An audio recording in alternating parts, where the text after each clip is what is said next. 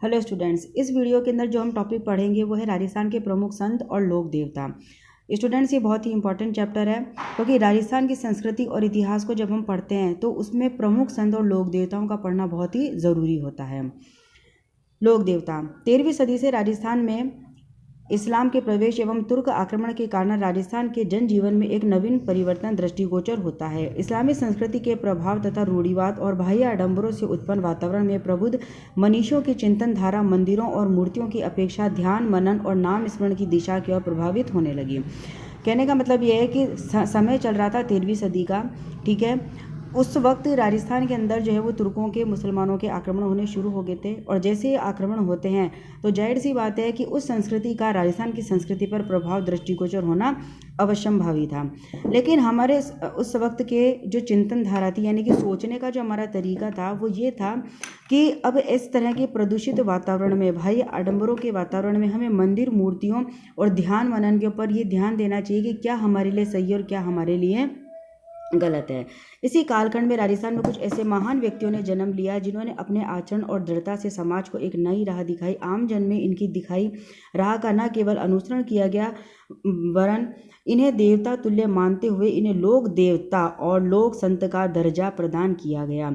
तो इस चैप्टर में हम उन्हीं लोक देवता और लोक संतों के विषय में पढ़ेंगे। स्टूडेंट्स, कहने का मतलब ये है कि पृष्ठभूमि ये बताई गई है यहाँ पे कि लोक देवता लोक संत हम पूजा पाठ तो करते हैं, लेकिन ये लोक देवता लोक संत बने कैसे, ठीक है। वो हमारे जैसे ही इंसान थे, बस ये था कि उन लोगों का नर्वस सिस्टम और उनका जो न्यूरॉन्स जो थे वो हमारे से सोचने समझने की क्षमता को ज़्यादा रखते थे।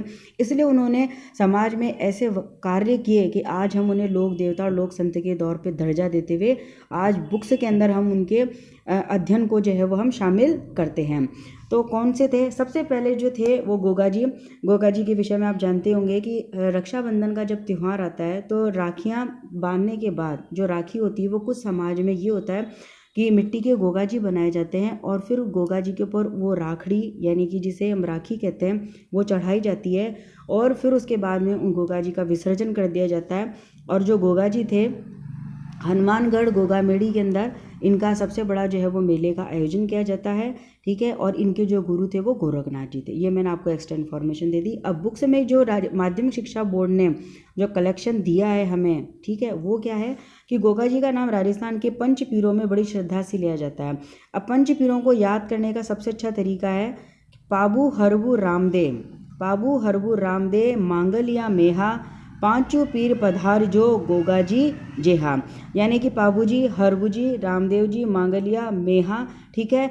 इनको जो है वो पंच पीरों की और गोगा जी, पंच पीरों की संख्या जो है वो दी गई। राजस्थान के प्रमुख पंच देवी देवताओं में ये माने जाते हैं। कौन कौन से स्टूडेंट? पाबू, हरबू, रामदेव, मांगलिया, मेहा, पांचों पीर पधार जो गोगा जी जेहा। तो पाबू जी, हरबू जी, रामदेव, मांगलिया, मेहा और गोगा जी हो गए। इनके जो पिताजी का नाम था वो जेवर था, माता का नाम बाछल था। तो स्टूडेंट्स, इसको फैक्ट वाइज पढ़ने से क्या होता है कि एक तो हमें नॉलेज ये लगती है कि ऑथेंटिक है, क्योंकि माध्यमिक शिक्षा बोर्ड ने राजस्थान के इतिहास और कल्चर जो है वो जारी किया है, बुक जारी की है, ठीक है। तो यहाँ एक एक लाइन जो हम चैप्टर वाइज पढ़ते जा रहे हैं उसको आपको वीडियो को 2 से 3 बार देख लीजिए। आप देखने के बाद आप अपनी कॉपी के अंदर उसको फैक्ट वाइज नोट्स बनाइए। इससे आपका रिवाइजेशन भी बहुत अच्छे से होगा और वो आपको चीज़ें भी माइंड में बहुत अच्छे से रहेंगी और बहुत अच्छी आपकी तैयारी हो जाएगी। तो गोगा जी के पिताजी का नाम था जेवर और उनकी माता का नाम था बाछल। इन्हें गोरखनाथ और महमूद गजनवी के समकालीन माना जाता है, जो कि सबसे इम्पोर्टेंट। कोई गोरखनाथ जी इनके गुरु थे और महमूद गजनवी, क्योंकि देखिए यहाँ पे एक लिंक था कि 13वीं सदी में राजस्थान में तुर्कों का आक्रमण होना शुरू हो गया था। तो महमूद गजनवी कौन था? एक मुस्लिम आक्रमणकारी था, ठीक है, जिसने बहुत ज़्यादा आतंक मचाया था। तो यहाँ पे क्वेश्चन आपको पूछ लिया जाए कि महमूद गजनवी के समकालीन किस राजस्थान के लोक देवता को माना जाता है, तो सीधा सा आंसर जाएगा गोगा जी। गोगा जी का अपने मौसेरे भाइयों अर्जन और सुरजन के साथ संपत्ति का विवाद चल रहा था। मोस्ट इंपॉर्टेंट कि गोगा जी जो थे उन एक स्टोरी के टाइप में देखो बहुत अच्छे से जानकारी दी गई कि अर्जन और सुरजन के साथ अपने संपत्ति का विवाद चल रहा था।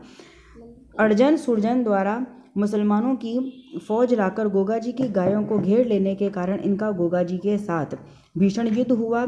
इसमें अर्जन और सुरजन के साथ गोगा जी भी वीरगति को प्राप्त